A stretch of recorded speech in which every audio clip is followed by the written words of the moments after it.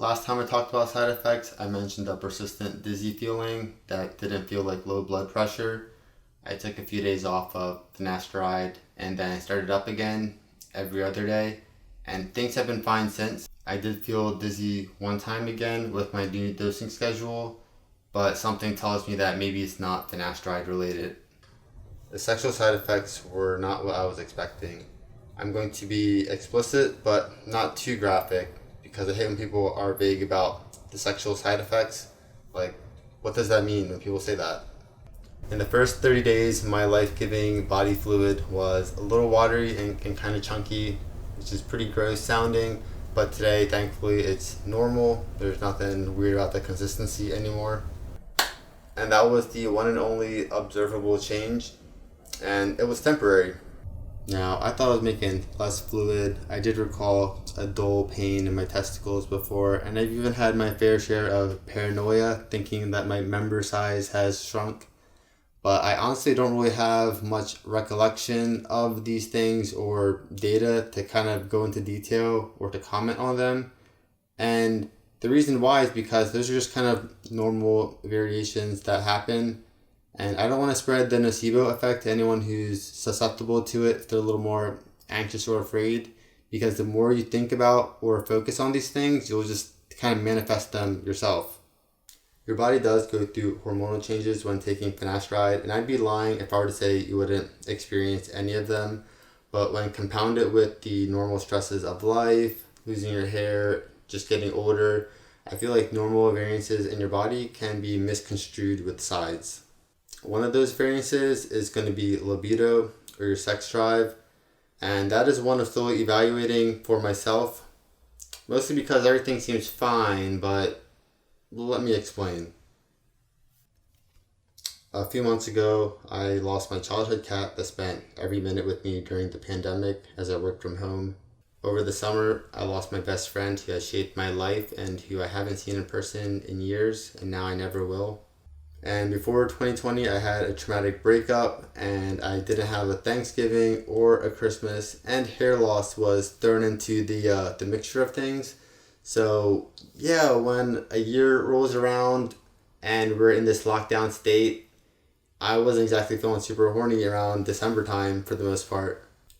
And since the lockdown started, I also had difficulty meeting women that I was attracted to, and I eventually just got off all the dating apps, so it was just becoming too discouraging. And I just wanted to get my mind off of sex and dating while I work on myself. A part of me also feels like I failed my cat, my friend, or even that relationship.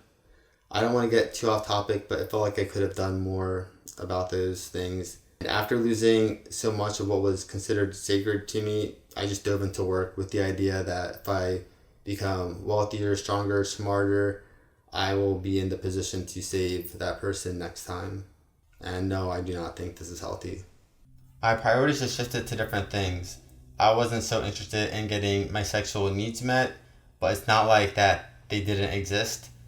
Like, I hate porn, but for whatever reason, I got into the habit of watching it again, and I've had a few sessions a week. So, as broken as I might feel, I haven't turned asexual.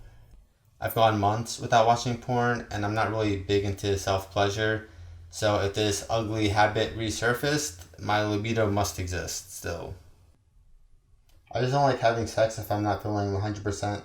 Some girls really expect you to perform, and sometimes I just want to bust and go to sleep. Like, in general, I think having sex when you're anxious or depressed is pretty awful. You're not going to have an as good orgasm. You're not going to perform as well. I just rather not do it. Now, I did have a sexual relationship for like 6+ months, and I think it recently just ended, so I'm kind of curious how things are going to go forward.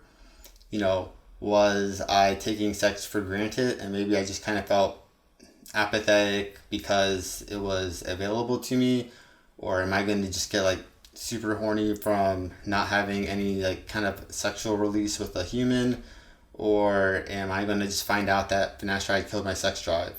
I guess I'll just have to wait and find out, Hey guys, I'm not sure if this is what you're expecting.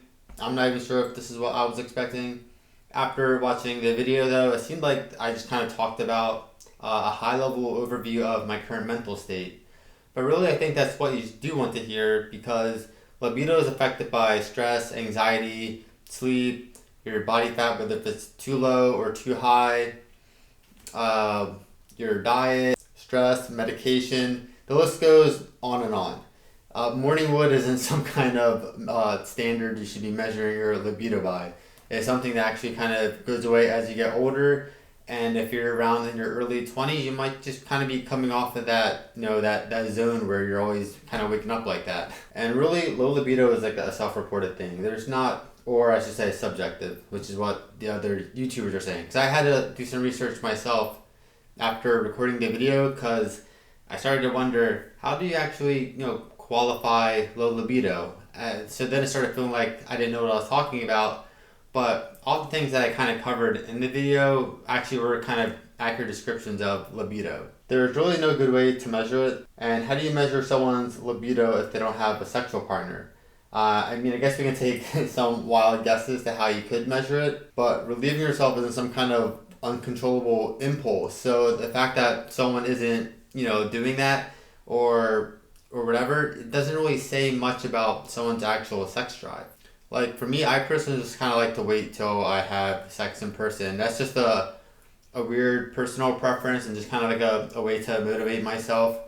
And at the same time, I guess like relieving yourself could be a way to, dampen your horniness levels if you don't want to go out in the world and meet people. I also said that I had trouble meeting people that I was attracted to, and it felt like a sneak diss, the person that I was previously having sex with, and it wasn't a sneak diss. Just after years and years of dating, I kind of have a very particular idea of what I want.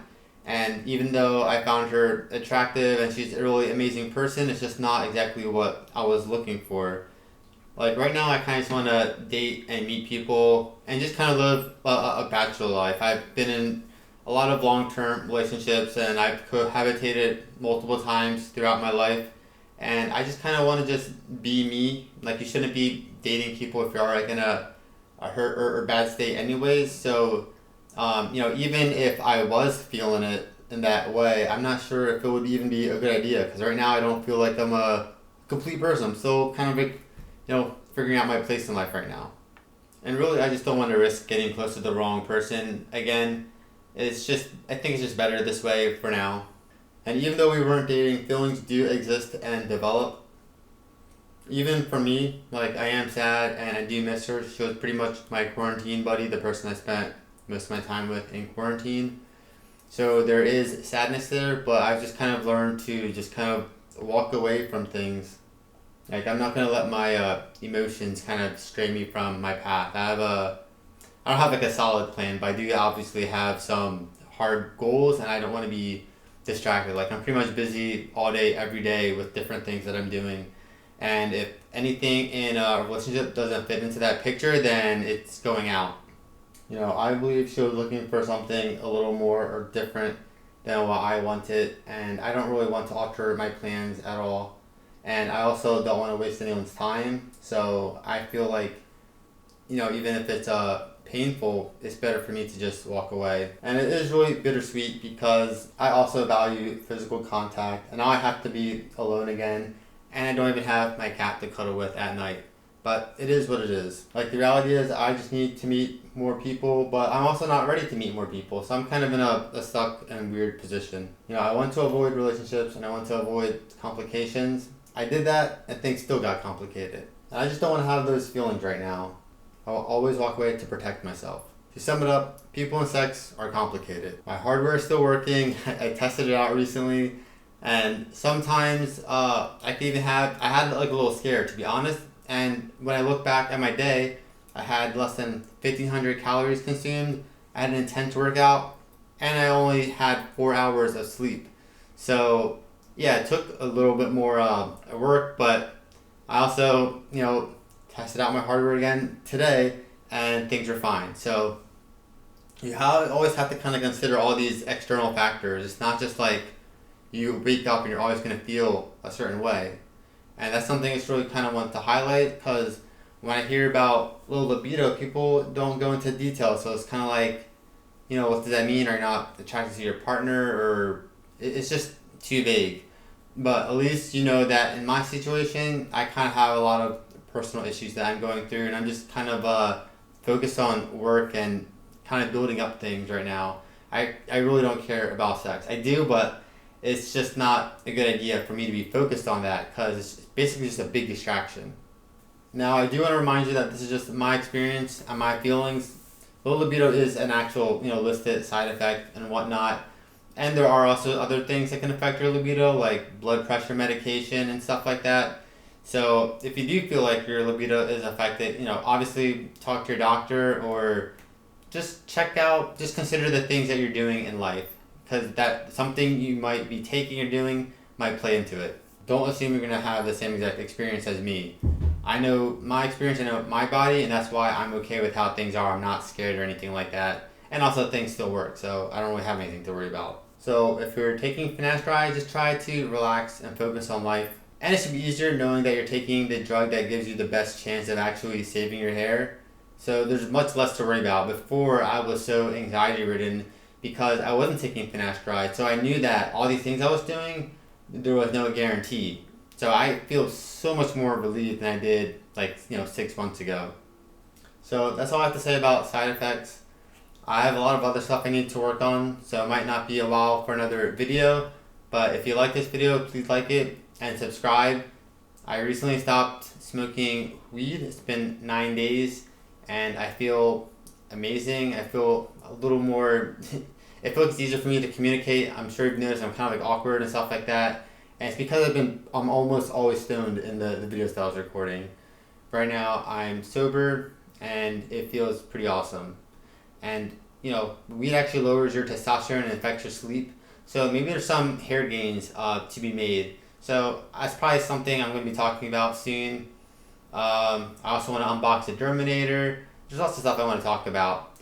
While we wait for the next progress video, because I'm not going to do the month by month progress videos just because not enough changes, and I feel like I'm just wasting your time if I'm just saying, hey, think I got a little bit more hair. I'll probably do another update maybe around 6 months, the 6 month mark. So,